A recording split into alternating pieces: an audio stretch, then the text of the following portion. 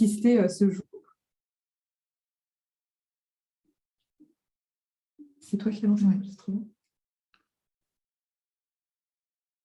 Alors, un petit focus en guise d'introduction pour vous présenter simplement le sommaire tel qu'il a été prévu aujourd'hui. Donc, on va bien sûr vous présenter le dispositif, en quoi ça consiste, ainsi que la procédure de référencement pour les structures conventionnées, puisque les structures qui souhaiteront mettre en œuvre ce dispositif devront se référencer auprès de l'assurance maladie.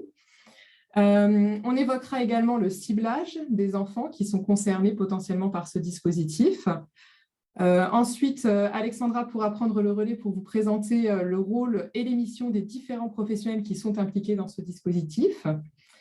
Nous ferons bien sûr un tour d'horizon du circuit et des modalités de prise en charge, ainsi que toutes les questions qui ont trait à la rémunération.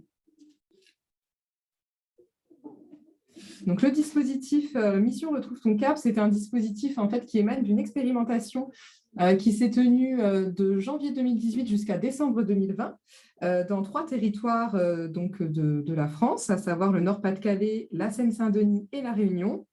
Dans un premier temps, cette expérimentation, elle concernait des enfants âgés de 3 à 8 ans qui étaient en surpoids ou à risque d'obésité.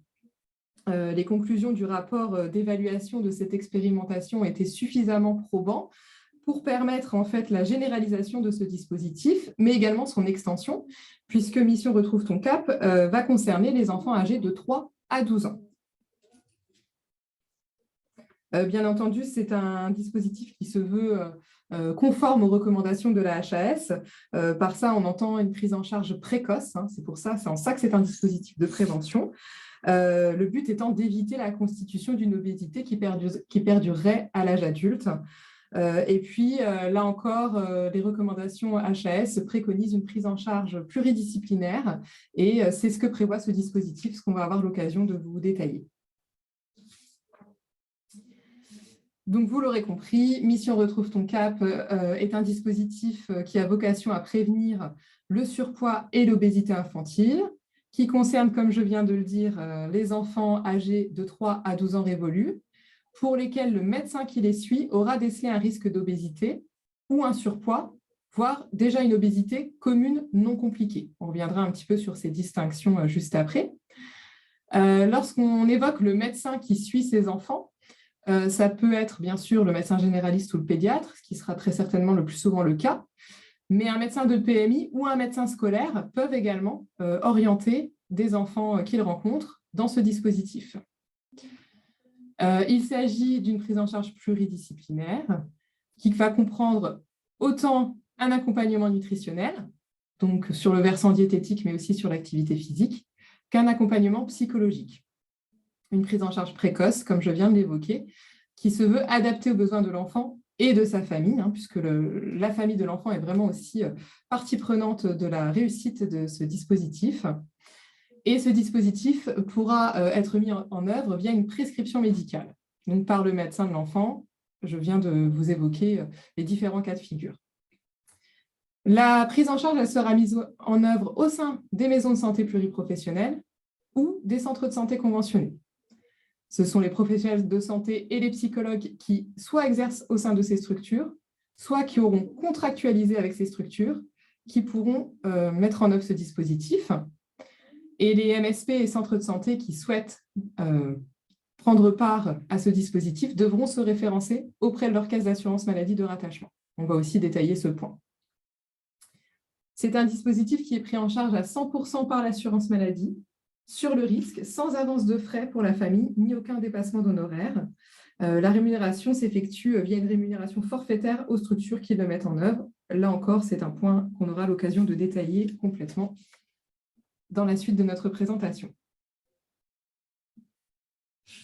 Alors, pour commencer, on peut déjà vous présenter la procédure de référencement, donc, qui est une procédure relativement simple en soi, qui repose sur des engagements de la part des structures qui sont au nombre de 6. Hein. Il s'agira dans un premier temps, bien entendu, de mettre en œuvre la prise en charge conformément au cahier des charges, en respectant notamment les principes de prise en charge financière.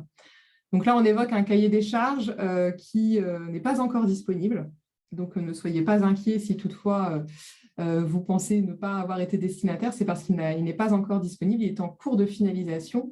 Et bien entendu, nous le mettrons à disposition de tous ceux qui le souhaitent dès que nous l'aurons reçu, ce qu'on espère le plus rapidement possible.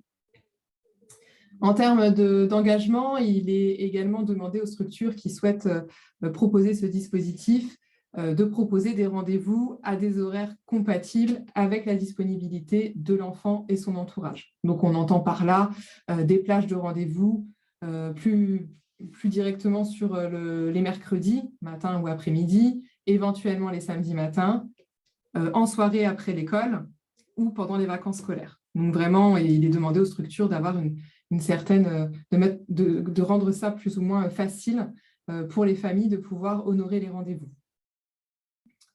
Il s'agira également de faire prendre en charge les enfants par une équipe pluriprofessionnelle, vous l'avez compris, puisqu'on est sur un accompagnement avec plusieurs versants. Et il faudra que les professionnels aient bien sûr les diplômes et l'expérience requise pour accompagner ces enfants. Autre engagement, celui de rédiger les comptes rendus à destination du médecin prescripteur. On est vraiment dans une logique de parcours, donc il est très important que le médecin qui a prescrit le parcours puisse être informé des bilans réalisés et également de la conclusion des séances de suivi. On demandera également aux structures qui se référencent d'être en mesure de proposer une liste d'adresses ou d'associations ou de structures qui vont permettre à l'enfant de pouvoir réaliser une activité physique. Donc ça, c'est peut-être quelque chose dont vous disposez déjà. Et si ce n'est pas le cas, il faudra aussi prévoir d'avoir un petit recueil clé en main à fournir aux familles pour, encore une fois, faciliter leur démarche dans le cadre de ce dispositif. Il s'agira également de recueillir les données d'activité nécessaires au suivi du détail des forfaits réalisés pour chaque enfant. Ce recueil, il se fera via un outil dédié à cet effet, qui n'est pas encore disponible ni encore parfaitement finalisé, mais le but, ce sera une plateforme en ligne finalement qui permettra aux structures de renseigner les données relatives à l'identité des enfants, au contenu des prescriptions médicales et qui pourront permettre aussi une traçabilité des rendez-vous qui ont été prévus et réalisés. Donc, les modalités pour se référencer, il s'agira de nous fournir une déclaration sur l'honneur qui va en fait reprendre les engagements que je viens de vous lister et de compléter un dossier de référencement dont on va vous détailler le contenu, mais qui est là encore relativement simple et léger. Il est demandé en fait à ce que le référencement des structures soit fait au plus tard pour le 10 juillet 2022, soit, vous l'aurez remarqué, donc très très bientôt. Le but, en fait, de cette date butoir, c'est vraiment de pouvoir avoir dès la rentrée un répertoire de structures qui est en mesure de dispenser Mission Retrouve ton cap suffisamment conséquent pour permettre en fait à notre caisse nationale d'organiser les opérations de communication, de faire connaître ce dispositif dans les meilleures conditions. Néanmoins, il sera tout à fait possible de se référencer en continu dès que vous serez prêt à le faire ou en capacité de le faire. Voilà. Mais on garde quand même cette date pour que vous ayez à l'esprit que le référencement puisse être fait dans des délais assez courts. Pour pouvoir vous référencer, il y a une adresse générique qui a été créée. C'est l'adresse avec laquelle, notamment, on a pu vous adresser l'invitation à ce webinaire. Donc, vous pouvez la prendre en note, mrtc57 en majuscule, .cpam-moselle@assurance-maladie.fr. On la rappellera également en fin de webinaire. Donc, sur le dossier de référencement, un premier volet consacré tout simplement aux coordonnées de la structure. Donc, rien de compliqué. La seule petite particularité, en fait, c'est que sur ce document, il vous est demandé de nommer une personne référente sur ce dispositif afin de faciliter, en fait, les échanges entre nous, caisse primaire, et vous, structure. La déclaration sur l'honneur que je vous ai détaillée, donc qui reprend les différents engagements. Et puis, un document qui va permettre d'identifier les différents professionnels en charge de la mise en œuvre du parcours, que ce soit sur le versant diététique ou sur le versant psychologique. Donc, on vous demande de lister ces personnes, de préciser leur profession et également en une ligne, préciser les éventuelles qualifications ou diplômes requises, dont disposent ces professionnels pour leur permettre de mettre en œuvre le dispositif. Donc, ce dossier, il est pour l'instant entre nos mains. On ne vous l'a pas non plus envoyé de manière systématique, mais bien entendu, on vous le transmet sur simple demande par mail et il sera à nous retransmettre dès qu'il aura été complété pour qu'on puisse vraiment prendre en compte votre engagement.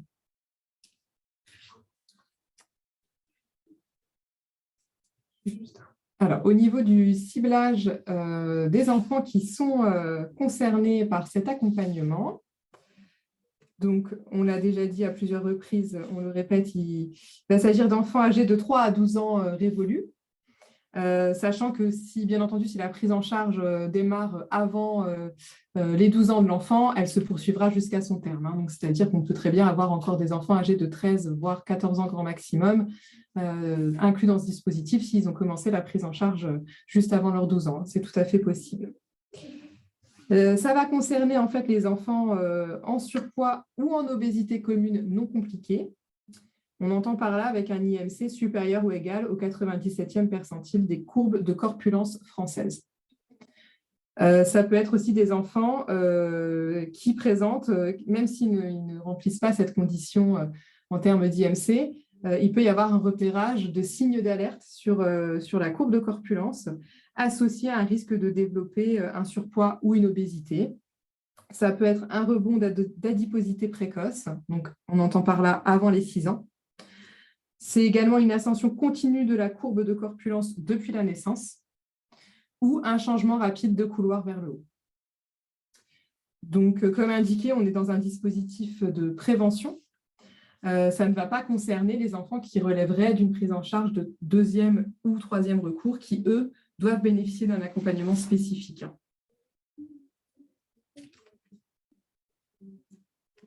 Alors, comment se décline ce parcours? C'est un parcours qui comporte 2 versants.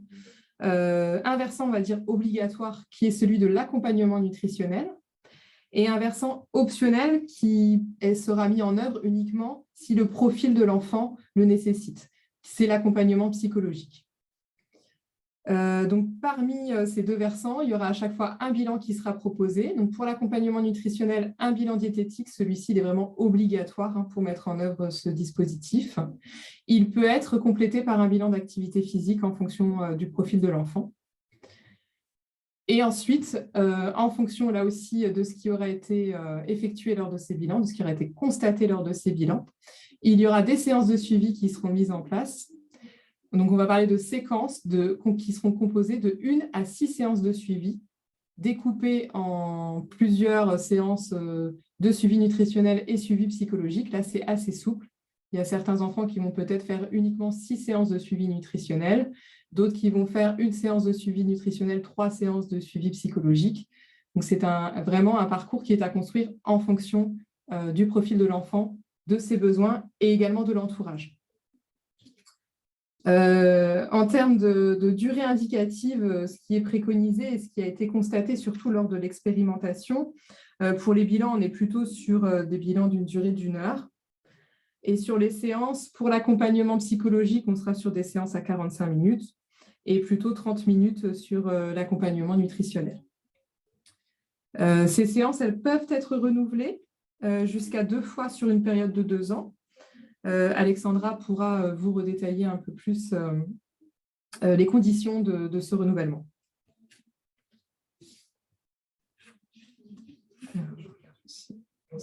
Alors, je vais passer maintenant la parole à Alexandra qui va vous détailler le rôle et les missions des professionnels impliqués. Voilà, effectivement. Alors, le point d'entrée du dispositif, c'est le médecin qui suit l'enfant. Donc, ça peut être le médecin généraliste, le pédiatre, le médecin de PMI ou encore le médecin scolaire. Donc, c'est lui qui, en s'appuyant sur les courbes de corpulence, qui va repérer les enfants qui sont ciblés par la mission « Retrouve ton cap ». Et ensuite, il prescrit la prise en charge Donc, il peut utiliser son ordonnance classique et dans ce cas-là, il prend en compte les consignes de prescription qui seront mises à disposition par l'intermédiaire d'une aide à la prescription ou alors il peut utiliser l'ordonnance qui sera mise à disposition sur Amélie Pro. Donc ensuite, il définit en fonction des besoins et de l'enfant et de sa famille, il définit les types de bilan et aussi les séances. Il peut faire une prescription qualitative. Dans ce cas-là, c'est les professionnels de santé qui vont assurer la prise en charge, qui vont définir à partir du bilan le nombre de séances qu'ils vont dispenser. Et s'il fait une prescription quantitative, l'équipe qui prendra en charge le patient pourra encore adapter ou la compléter.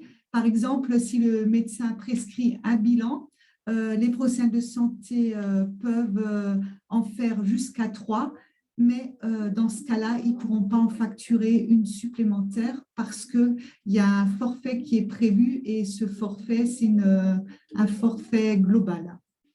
Ensuite, le médecin oriente vers une structure référencée, il coordonne le suivi et réceptionne les comptes rendus des structures. Voilà, donc le médecin a vraiment un rôle central à jouer dans cette prise en charge. Puis enfin, interviennent les professionnels de santé auprès de l'enfant et de sa famille. Donc, les structures ont le choix soit de salarier les professionnels de santé ou de les rémunérer sous forme de vacation. Donc, dans tous les cas, c'est la structure qui va assurer la rémunération des professionnels de santé qui interviennent. Ils mettent donc en œuvre la prise en charge prescrite qui est multidimensionnelle et tout à fait adaptée aux besoins de l'enfant. Et ils prennent en charge les enfants et les familles conformément, bien entendu, aux recommandations de la HAS. Et à l'issue de chaque bilan réalisé, ils rédigent un compte-rendu et également à la fin de chaque séance, ils font un compte-rendu de ce qui a été constaté et effectué. Et si besoin, ils peuvent échanger avec le médecin de l'enfant. Voilà, nous nous intéresserons maintenant au circuit et aux modalités de prise en charge. Voilà, cette diapo, elle illustre vraiment le parcours de prise en charge pour les enfants. Donc, dans un premier temps, la famille reçoit une prescription du médecin qui suit l'enfant. Celle-ci prend rendez-vous auprès d'une structure référencée de son choix. Les professionnels de santé ainsi que les psychologues réalisent les bilans et les séances de suivi qui sont prescrits à l'enfant. Et comme évoqué tout à l'heure, ils font un compte-rendu à la fin de chaque bilan et de chaque série de séances de suivi. Et enfin, ils retournent chez le médecin qui fera le point avec l'enfant et sa famille. Et si besoin, le médecin renouvellera le traitement. Il a la possibilité de le faire en réalisant une nouvelle prescription 2 fois sur une période de 2 ans. Il y a également des rémunérations qui sont prévues dans les accords conventionnels. Donc, les accords conventionnels, que ce soit l'ACI ou l'accord national des centres de santé, il y a une valorisation de 100 points, soit 700 €, qui est destinée à contracter avec les professionnels qui interviennent dans le parcours, mais aussi à financer la coordination avec ces professionnels.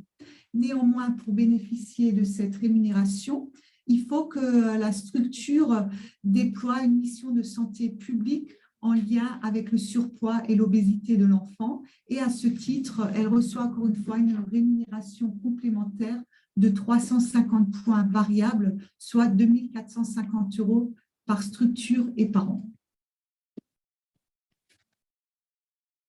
Donc, il y a également la rémunération pour la prise en charge de l'enfant. Donc, là aussi, on attend encore la publication des textes, mais normalement, elle devrait rester inchangée puisqu'elle s'appuie sur les tarifs qui ont été mis en place lors de l'expérimentation. Donc, il y a un forfait unique de 80 € par enfant pour la réalisation de 1 à 3 bilans. et également un forfait de rémunération pour les séances de suivi de 110 € de 1 à 6 séances dispensées. Donc, ces forfaits sont destinés aussi bien à assurer la prise en charge de l'enfant que la rémunération de l'équipe pluriprofessionnelle. Donc, c'est vraiment des forfaits globaux et toutes les modalités de facturation seront précisées après le référencement. Voilà, donc si vous êtes intéressé, n'hésitez pas à nous le faire savoir. Vous avez jusqu'au 10 juillet pour déposer votre dossier de référence. Bien entendu, par la suite, vous pouvez encore le faire, mais l'idéal, c'est de le faire au plus vite pour qu'en septembre, le maximum d'enfants puissent déjà en bénéficier. Dès qu'on aura part de votre intéressement, vous enverra le dossier de référencement et vous pourrez nous le faire parvenir. Donc, j'espère que ce dispositif vous intéresse et que vous allez le déployer. Je vous rappelle l'adresse, c'est mrtc57 en majuscule, .cpam-6 Moselle @assurance-6 maladie.fr. On vous remercie pour votre participation et n'hésitez pas à nous faire part de vos questions. Nous sommes là pour vous y répondre. Alors, je vois qu'on a une question justement au niveau du fil de discussion. Donc, on a une question. Bonjour, un éclaircissement, c'est au médecin, je suis médecin salarié en centre de santé, de trouver les structures référencées. Alors, il y a une information, un annuaire qui va être constitué donc, suite au référencement des structures, qui sera mis à disposition de tous les médecins, ce qui fait que très facilement, vous pourrez avoir la liste des structures qui dispensent cette mission Retrouve ton cap. Ensuite, charge en fait aux patients de prendre contact avec la structure et d'obtenir les rendez-vous, en tout cas pour pouvoir mettre en œuvre son parcours. Je ne sais pas si ça répond à votre question. N'hésitez pas, s'il y a d'autres questions, voilà, à vous servir du fil de discussion. Vous pouvez également lever la main si nécessaire, si vous préférez prendre la parole. Et sinon, l'adresse justement générique qu'on vous a remis sur cette dernière slide sert aussi d'adresse de contact, pas uniquement pour le dossier de référencement. C'est Alexandra et moi-même qui sommes en charge de cette boîte aux lettres. Donc, on sera à même aussi de vous répondre par ce canal si vous le souhaitez. Voilà, on est bien en plus niveau timing, donc n'hésitez pas si nécessaire.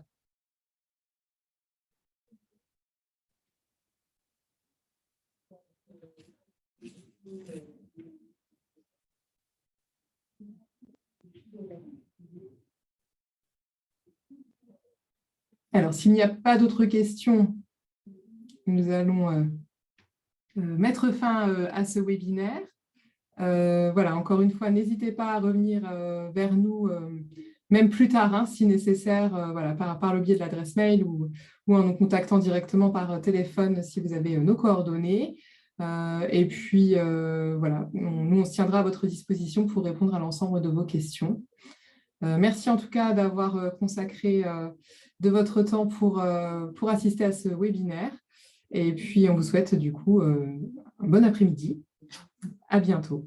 Bonne journée. Au revoir.